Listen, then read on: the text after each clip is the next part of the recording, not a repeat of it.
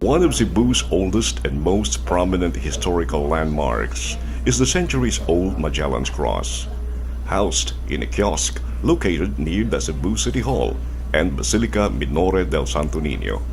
The kiosk's imposing presence has attracted local and foreign tourists for decades.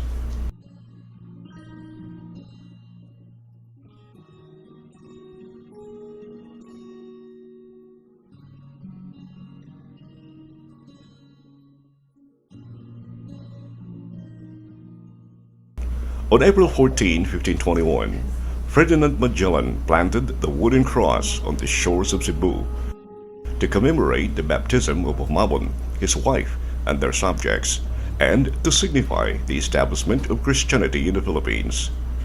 The cross that Magellan planted has been known since then as the Magellan's Cross. Since 1834, the cross has been housed inside a small chapel or kiosk, shaped like a gazebo and made of adobe and red tiles.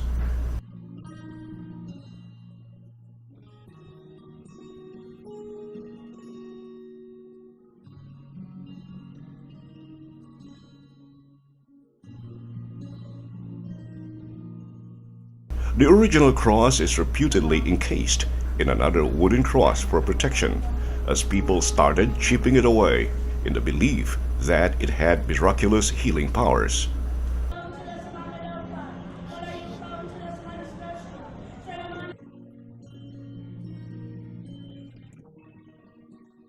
However, some historians and other people believe that the original cross has been destroyed or disappeared after Magellan was killed, and that the cross encased inside the tindal of wood is a replica that was planted by the Spaniards who came after Magellan's death. The authenticity of the historical relic is also doubted by many. On the other hand, the ceiling paintings done in the 1970s are genuine at the very least.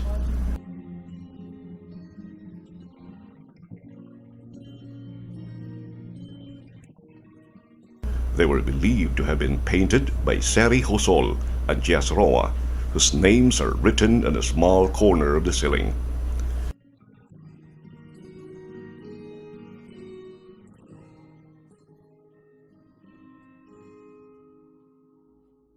Today, the Magellan's Cross is a popular tourist attraction in Cebu.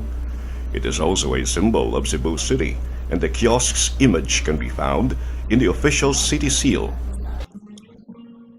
In addition, many government and non-government organizations based in Cebu use the Magellan's Cross or the kiosk in their seals and logos.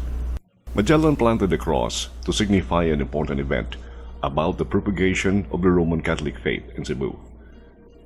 It is also seen as a symbol of the establishment of the Roman Catholicism in the country.